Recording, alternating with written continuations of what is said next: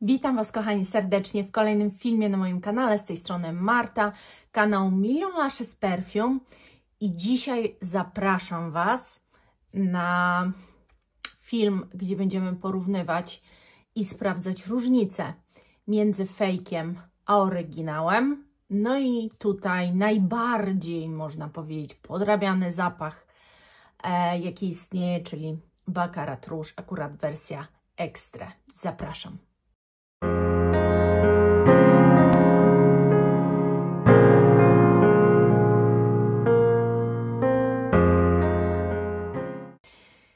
No to chciałabym troszeczkę pokazać Wam, jak może ustrzec się przed zakupem fejkowego zapachu. I teraz cena też może Was czasami skusić, ale nadal będzie na tyle wysoka, że pomyślicie, że to jest oryginał. I teraz mam tak, mam zapach, który to jest właśnie Baccarat. Nie będę go otwierała, słuchajcie, bo to jest do odesłania. Ja po prostu chcę Wam tylko pokazać te różnice, żebyście nie wtopili. Jeżeli nie potraficie udowodnić, że coś jest fejkiem, to żebyście nie otwierali, bo później będziecie mieli problem. Dlatego ja bez otwierania pokażę Wam te różnice. Na podstawie już pudełka można się zorientować, że coś nie jest oryginałem. I tutaj mamy Baccarat. No i tu też mamy Baccarat. I dla tych, co chcą się zabawić, to już na początku filmu mogę powiedzieć, który to jest fake, a który nie. W każdym razie widzicie już na pierwszy rzut różnicę. Już Wam mówię, to jest fake, to jest oryginał. I teraz, czym one się różnią? Po pierwsze, tego akurat, jeżeli chodzi o Baccarat, nigdy nie będzie. No nie powinno tego być w ogóle. Druga sprawa jest taka, że zobaczcie, że tu, to jest oryginał, tu nie ma folii żadnej, która się składa, natomiast już w tym fejkowym jak najbardziej tak. Druga sprawa to kolor folii. To jest bardzo gruba, taka brzydka folia.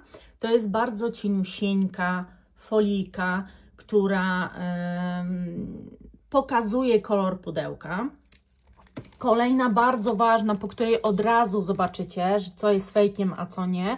I to akurat, co Wam teraz powiem, tak samo jest na buteleczkach. Jeżeli zobaczycie tę czcionkę na butelce samego zapachu, to będziecie widzieli, że jest on fejkiem, tureckim w dodatku. I teraz tak, zobaczcie sobie, widzicie taki zakręcony ogonek J. To wiadomo, że to jest fejk turecki. Normalnie w oryginale macie tego typu J, bez żadnego zawijasa dodatkowego, więc po tym zdecydowanie widać. Co dalej? Poczekajmy. Więc tak, na pewno też widać tą różnicę po tych znaczkach, ponieważ mimo, że tu jest folią przykryte, to te znaczki K są dużo grubsze. Jest to taka grubsza i większa czcionka niż w oryginale. I teraz dalej szukamy różnic. No, tutaj też macie. Zobaczcie sobie. Zostaje nam spód. I teraz tak, widzicie, tu w oryginale jest totalnie inna informacja. Jest, że jest łatwopalne, nie wyrzucać do kosza, segregować, w sensie tu jest chyba znaczek. Natomiast tu są znaczki stricte tureckie i nawet tu macie napis turecki, którego absolutnie tutaj nie ma. I już po tym jesteście w stanie zgadnąć, że to jest fejkowe perfumy. Czy tu są jakieś różnice? Jeszcze tak patrzę na tych bokach. Raczej tu rysunek jest dobrze odwzorowany.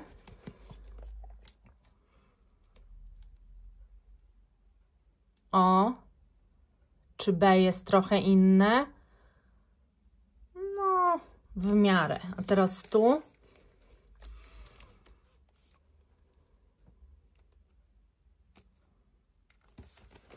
te akurat obrazki powiedzmy.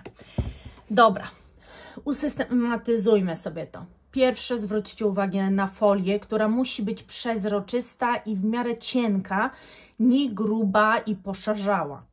Drugie, na co zwróćcie uwagę, to te J w nazwisku Kurdjian. W oryginale ono jest po prostu proste, a turecka wersja robi z tym zawiniętym takim ogonkiem. To jest po drugie. Po trzecie, zobaczcie sobie tył opakowania.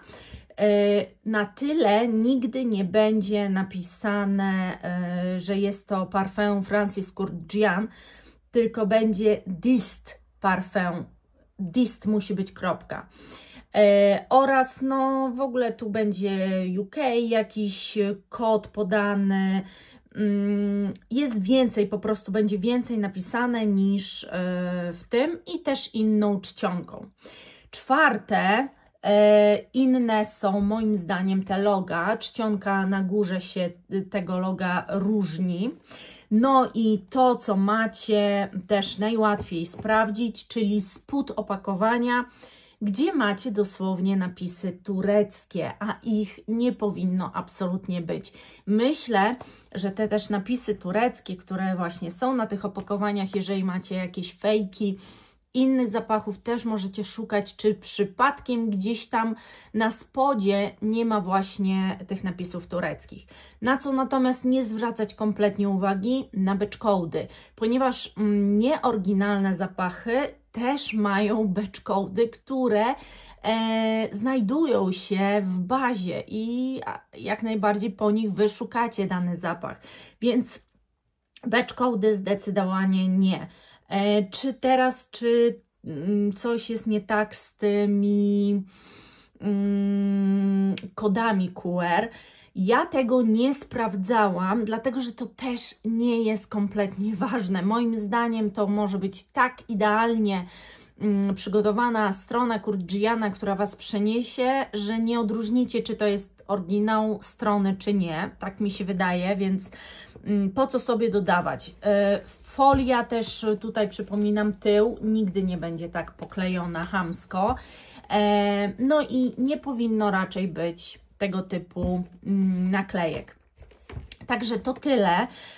I teraz, jak działać? Słuchajcie, jeżeli już otworzycie, bo byliście w euforii i to był zapach, o którym po prostu marzyliście i w euforii otworzyliście, ale zapaliła Wam się jednak ta lampka po jakimś tam czasie i stwierdziliście, że coś tutaj jest nie tak, bo właśnie zapach to nie jest to, to pamiętajcie, żeby jednak zawsze, przynajmniej na jakiś czas, jeżeli nie macie tego ogólnie w zwyczaju, zostawić sobie pudełko i napisać, wypunktować, że tak naprawdę zagrozić wręcz sprzedawcy policją, że sprzedaje fejkowe. I teraz ja ten fejkowy zdobyłam nie na żadnym Vinted, nie na żadnym OLX-ie i na żadnym Allegro. Ten fejkowy został sprzedany normalnie na stronie sklepu perfumerii. Moim zdaniem z pełną świadomością. Ja napisałam konkretnego maila do właściciela tego sklepu, pisząc, że to jest ostatni raz, kiedy ja tego nie podaję na policję. Ponieważ kupując na w jakimkolwiek sklepie internetowym, nie powinny być łamane przepisy prawa polskiego, europejskiego w tym i powinniście czuć się bezpiecznie. I w ogóle nie powinno być coś takiego, jak jeszcze sprawdzanie stron, czy ona jest bezpieczna, czy nie. Jeżeli jest sklepem internetowym, który prowadzi działalność dystrybutorską perfum, ma zakaz sprzedaży podróbek. I jeżeli macie taką sytuację, każdy sprzedawca po prostu będzie robił wszystko, żeby się tego problemu pozbyć. Będzie wystraszony, jeżeli dostanie maila, że tak naprawdę to podlega pod zgłoszenie na policję, bo podlega. I nie bójcie się, dlatego że nie chronicie tylko siebie, chronicie też całą resztę. No i tak, chciałam Wam dać tipy, jak to można sprawdzać na podstawie bakaratu, bo faktycznie jest to jeden z najbardziej podrabianych zapachów. I tyle.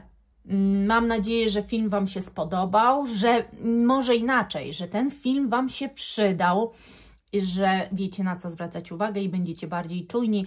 A folia jest jednym z elementów w ogóle, po którym najłatwiej jest poznać, czy to jest fake, czy nie. Ponieważ dobre perfumy folię będą raczej robić tam, gdzie jej nie będzie widać. W tym przypadku gdzieś na boku opakowania, tak jak to zostało zrobione tu, bo tu jej nie widać, tu byłaby widoczna, dlatego się nie decydują na to, starają się to robić najbardziej estetycznie jak się da, natomiast nie w tym przypadku. To wszystko, kochani. Dziękuję Wam serdecznie i do następnego. Buziaczki! Pa!